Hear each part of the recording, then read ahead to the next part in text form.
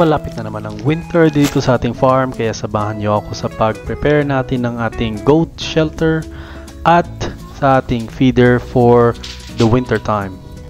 Masyadong malamig dito sa Alberta, pero kailangan lang natin na ilayo yung mga goat natin sa snow at saka wind, and okay na sila.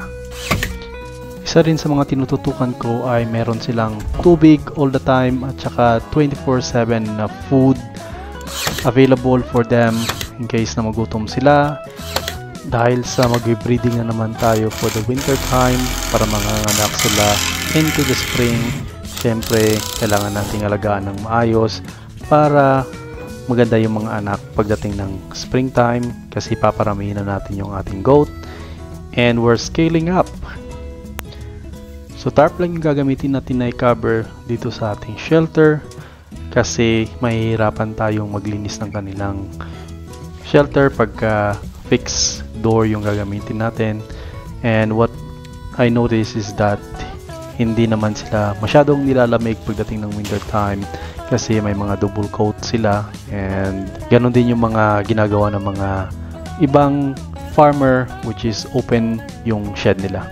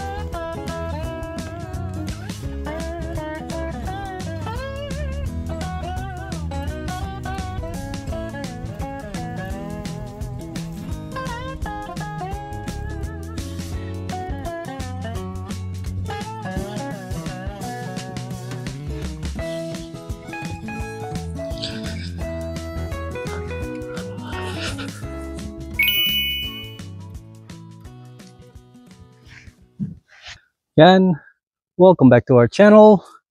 Ready na nga yung ating shelter for the goat, and pinapataba ko na sila for the winter time and preparation na para sa mga feed nila, and making sure early natin na sinet up ito kahit na wala pang snow.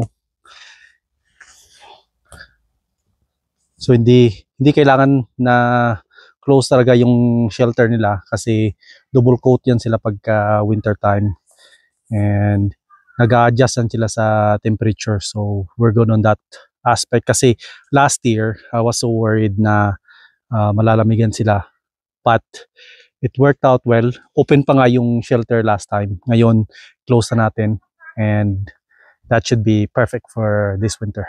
And today my goal is to get this one set up para next year buksan na lang natin itong feed nila. Ayan, we are ready to roll. Successful na ulit. And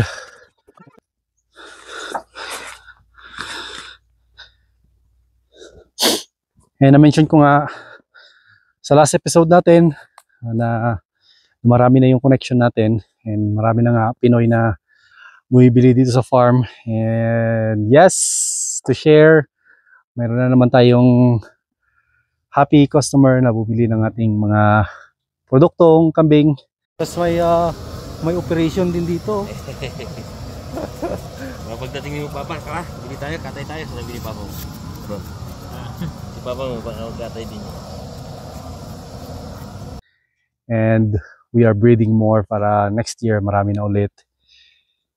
And kailangan natin alagaan ng maayos this year. Kaya kung malapit kayo dito guys, promote our page and our farm. Thank you for watching. See you in our next one.